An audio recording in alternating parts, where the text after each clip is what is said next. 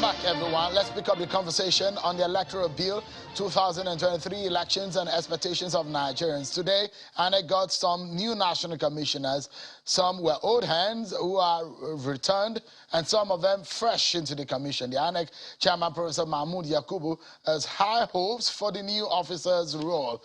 Well, tonight, I'm being joined by Alhaji Buba Galadima, who was National Secretary of the Congress for Progressive Change CPC, the defunct CPC.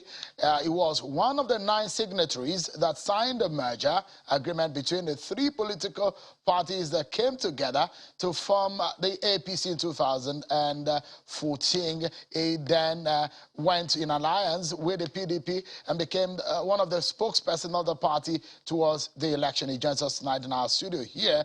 And also, we've been joined by Mr. Oluwole Osazi Uzi, who is a very senior lawyer, lecturer, and administrator.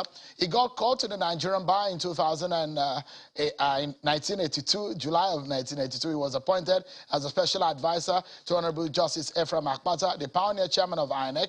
He also served in that capacity to Dr. Abel Gubadea, who succeeded Justice Akpata as chairman of INEC. He has also served at various times as director of legal services and later as director international cooperation and protocol.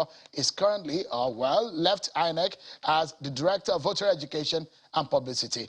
Thank you so much, gentlemen, for coming tonight. Alhaji, it's good to see you again. It's been a while. Thank you, Sheriff. Thank you so much. Mr. Osazi Uzi, thank you so much for coming. Thank you for having me. Let me begin the conversation with you. What are your hopes? The president, who expected that he was going to sign the electoral bill today, but we're hearing now that it's going to be Friday. But Senator Magnus, who sat on that same chair, said the president will sign it. Do you think so? No. You don't think he will sign it? If he signs any electoral bill with any reservation, it means he has not signed the electoral bill. This one before him is the views of the representatives of the people. He has no choice. He has a choice. The choice the other time that he had a choice either to sign. I said that time that he will not sign, and he didn't sign. And now, because you pressmen and civil society organizations are on his neck, so they are doing 419, he will sign the bill and send a list of things he doesn't like, which will secretly be passed for him, and we are in it. So there will be no change, even if he signs. Because what he gave us with the right hand, he will take with the left. What do you mean? What are those things? Because he said he will sign with reservations, that there are certain amendments. Even Magnus Abe alluded to that he can sign and send for amendment.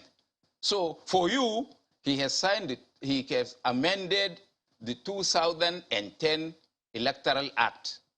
But in the real sense of it, he will take whatever gains the people had put into the Electoral Act. And I like what he is doing, because these legislators, we told them that they will deceive you into giving you automatic ticket.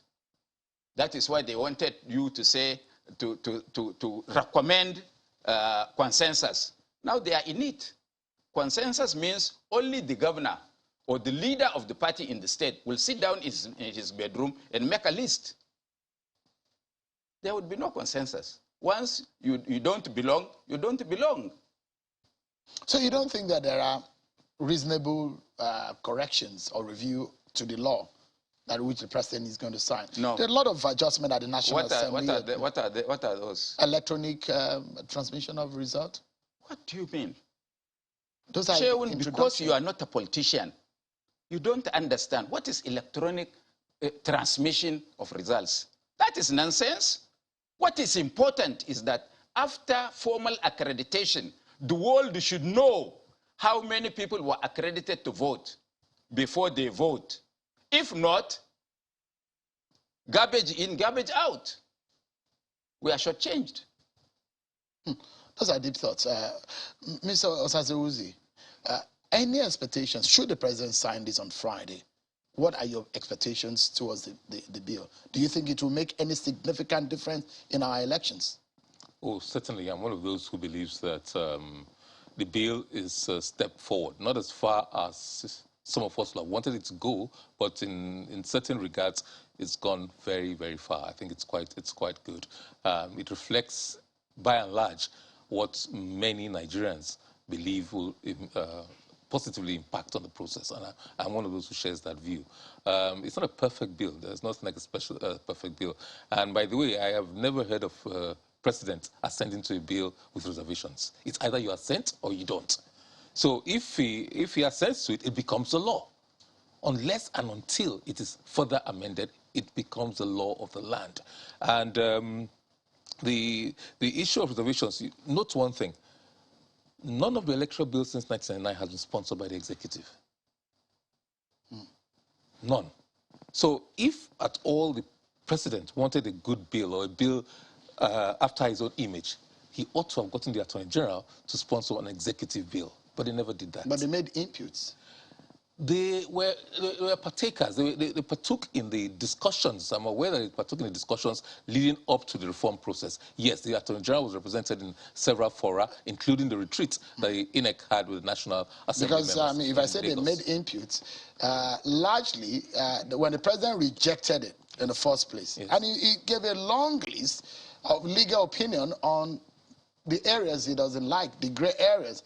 And it does look at the only basis where the president would sign, if he's going to sign on Friday, yes, is on the basis that they've corrected or are fixed or they have adjusted those gray areas to what he likes. Where I disagree with you is that he gave a list, but not a long one. Only 2 or 3 areas. No, there are more. In fact, the legal notes that he gave... typographical errors, there are 1 or 2 substantive matters that he disagreed with. For example, the choice as to whether it should be direct, whether the party should have a choice whether to direct or indirect, and then gave a long explanation as to his reservations about assenting to that mandatory direct primaries. There's a long explanation, but the bill, the clauses in the bills were limited. And there's an interesting thing about this is that he only gave 2. And in the meantime, the methods of direct or indirect primaries. But in their wisdom, the National Assembly went and added a 3rd, which arose from an interview he granted to a media house. That was never part of his reservations. The China's television interview with him, consensus. He made consensus was never in our laws. It was never in the letter he sent to the National Assembly. It was never there. No, he just muted it. He just made it after he had rejected the bill, after he had declined assent. He muted that in a fora, not ex cathedra, outside of the province of the constitutional rules. Was consensus needed to have been captured? I don't think so. I think, to me, it is probably unconstitutional.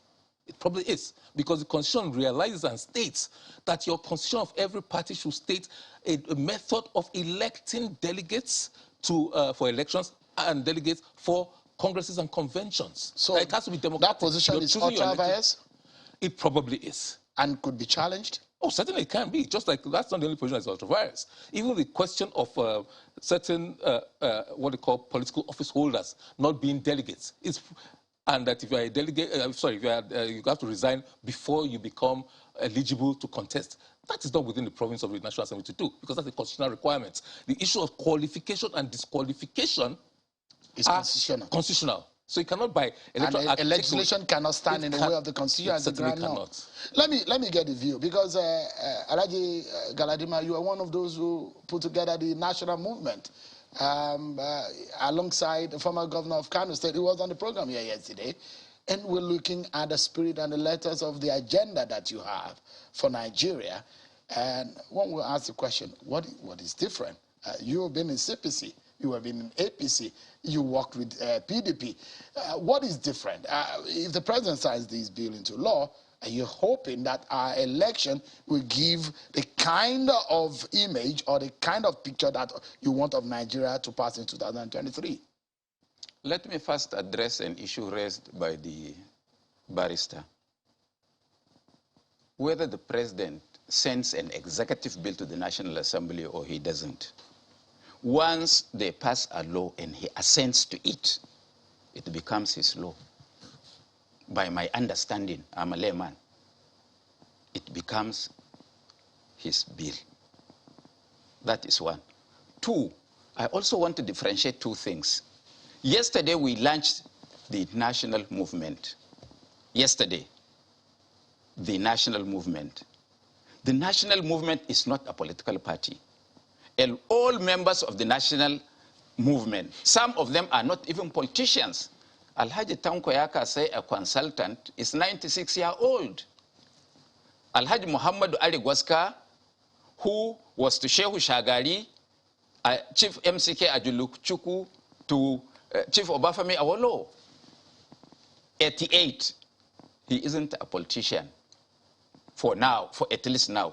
But they came out of their trenches to canvass for good governance, good electoral system, independence of the judiciary, independence of INEC. If these old men can come out of their cocoon, 88 years and above, me and you, Sheon, should bury our heads in shame that we see things going wrong and we can't speak because we chop. I don't chop. You look at your cheeks.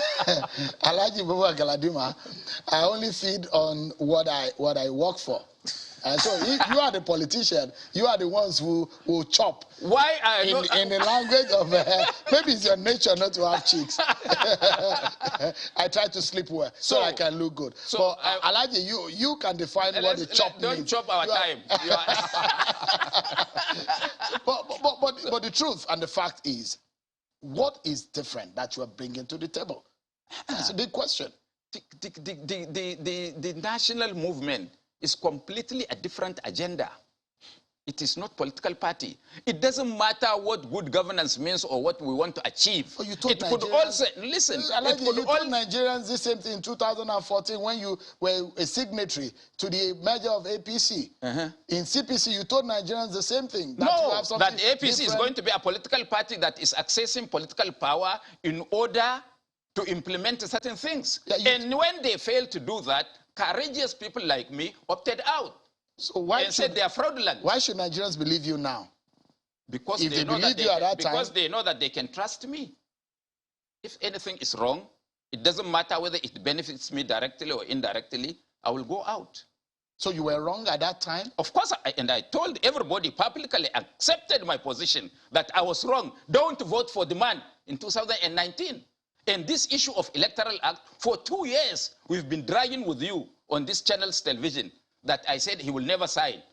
Because if he signs, it will cripple him. And they used the 2010 Electoral Act to rig themselves into power. Did they win? But if he signs on Friday, you probably would have proved it wrong. No. Even if he signs, he did not sign because he's signing with reservation and sending some amendment through the back door. It's because you in particular is putting pressure on him and the CSOs that if he doesn't sign, we are going to protest. We are going to protest. Is that fear that he's addressing on Friday? Not the Electoral Act. You will see what he is giving us with the right hand, he will take away from with the left hand. And I assure you, write it, please. You will see it happen. Alhaji. Buba Galadima said so. Alhaji, you are going to be fielding Senator Konkonso as president of that national movement. Is a possibility. It's not a political platform. I'm asking, is a possibility? No, it's not a political that is a choice of the national movement. It's not a political platform. But is it a choice for the national movement? No, he is even the convener. But that national movement have PDP, APC, RAPC, of which I'm national chairman, and other political parties. Is there a party like RAPC? Oh, you don't know? I mean, Mr. You must go back to your bush. He was. Mr. Oluwale work with INEC. Is there any registered party as RAPC? Do you have not to the best of my knowledge. Do you have to register with INEC before you assemble? No, as a political party, I mean. We are trying to reform the APC. Are you still a member of the APC? Did you dismiss me? Did you do your the latest registration? Revalidation of the membership? Do I have to? Is it not open to every Nigerian? Or you forgot the Nigerian constitution? You see, this is your problem. Let me ask you. Let me ask you. In 2023, where do you think the presidency should be zoned? Is that part of the Nigerian constitution? We have tried several things, Shaun. We've tried tribalism. It didn't work. We've tried a member of my religion or my sect, even in the religion, my sect. It didn't work. We tried section. It didn't work. So what do we try? We cannot be What should we try in 2023? Why should, What should we try in 2023? Competence and pedigree.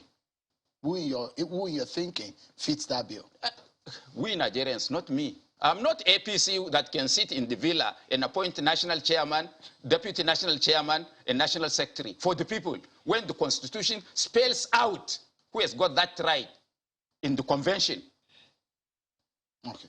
So let me tell you, let's try who can take us out of the woods, who can do the job, and not only by mouthing, who has not only the potentials, but he has done a verifiable job when he was holding public office, that he can accommodate all of us, and he has a foresight and vision to take Nigeria to the next level. Right. Because all those things, primordial issues, we've tried them, they had not worked for us. So why don't we now try competence and look at the pedigree of the people, of the person that we are putting forward? Let's look at what is happening in INEC.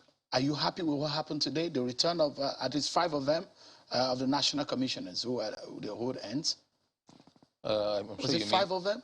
Of those 6 sworn in today, no, that's not correct. Maybe 5 out of the 12. 5 out of the 12. Possibly. Yeah. So it's not. And one was the director and been elevated to national commissioner. One was the returning national commissioner. One was the resident electoral commissioner elevated to be national commissioner. I think it's a positive development, quite honestly, because it's you have to ensure that there's some form of continuity, that people who know the system are elevated within the system. But it's also good to crossbreed it, to bring people from outside with their own rich experiences to come and crossbreed, and I think you have a better commission. There are lots of people. My fear, my worry comes with a number of resident electoral commissioners who will leave the commission in a few months' time, and some of them are extremely good. They've been there for almost 10 years. They know the ins and the outs. They've been a credible record of public service in INEC, and sadly, there are only 12 people becoming national commissioners, and I'm sure and I hope they'll find other ways of tapping into their knowledge and experience to give us a good, robust electoral process come 2023 and beyond. What are your biggest fears for INEC, the process ahead of 2023? The process, unfortunately, we've dwelled so much on, will the president give his assent? Will we have this? Will we have transmission? Will we have subjected to INEC, to National Communications Commission? We've dissipated so much energy and so much time debating that. We ought to have passed that stage a long time ago. You know, this year we should have been addressing bigger issues like our infrastructure. What is the coverage like? What can we do to ensure that technology takes a more important and more robust role? Unfortunately, the hitches, a few hiccups in the FCT elections a week or two ago. And our concentration and energy should have been targeted at how we improve the process, the technical part of it, and the process generally, rather than will the bill pass or will it not pass. So too much INEC energy. has not released the timetable for 2023 as we speak. Well, I want those bills that INEC could have and should have, because the present law says that not later than 150 days. Well, you can do it 300 days. But the present law says 365 days already. We've lost that because it's only about 360 odd days to the next election. 18th of February is when the presidential and National Assembly elections will be conducted in 2023. The excuse is that they were waiting whether or not the president was going to assent to it. Well, they could have waited, but they also could have issued that also could have. And secondly, the present bill says that INEC should submit a budget. The budget should be passed 1 year, 12 months before the elections. That has passed too. Sorry? Because, I mean, as that window also had... We passed that window. But I'm aware that in the 2022 budget, I think some provision has been made. But in the electoral amendment bill, hopefully that will be signed by the president on Friday. And by the way, it becomes the law of the land. You're quite right. Not the president's bill, not everybody's. Binding on everybody. The president, you and I, and everybody else. It's binding on them. Now, the hope is that the budget should have been worked out and sent to National Assembly and passed by the National Assembly by last week, by Monday, But that being, we've lost that. But if it signs on Friday, I'm sure that INEC will be prepared INEC will be able to present the bill. So those parts that have not been taken care of in the 2022 budget will now be taken care of. And as a matter of urgency, very urgently, the National Assembly has to consider that budget and probably pass that budget so that we know we don't run into another logistic problem. We don't run into any logistic problems. Alhaji, you were going to send us packing on the program tonight with your parting shot. What are your expectations? I'll try to drag you back in another few days because there is so much more to talk about. But give us your parting shot. What are your expectations and hope ahead of 2023? You see, one thing I learned in life, especially with these people in government, is that I can't beat my chest for any Nigerian again. Even myself, I doubt myself now. So Nigerians should be on the alert because all they do is to serve their self-interest. And we must resist that. After all, we are their bosses. We voted for them. They claimed we voted for them. So it is our interest, not their interest, that they should work on. And I beg INEC, they have a date with history. They are working for the Nigerian state and the Nigerian people. They are not working for any government. And they should not be toiled with. I said here, times without number, that I visited Ghana. Professor Ofere Gang, as the chairman of Ghana Electoral Commission for 23 years, never visited the villa except once. And that one, I mentioned the reason. He was an independent electoral empire. Here, you hear all sorts of things. Thank you. Alhaji Galadima, the national chairman of RAPC, if there is any political party as that, but that's what you say, you are and a member of the national movement. Thank you so much. It's good to see you again, Alhaji. You need to come back. We need to have another conversation. I'm waiting for that day. So 1 hour. Yeah, no problem. You get it one of these days. So always a pleasure having you to come on the show. Thank you so much for the experience you've shared with us. Well, that's our show for tonight, everyone. Many thanks for watching. I'm Sean Kimale. Bye for now.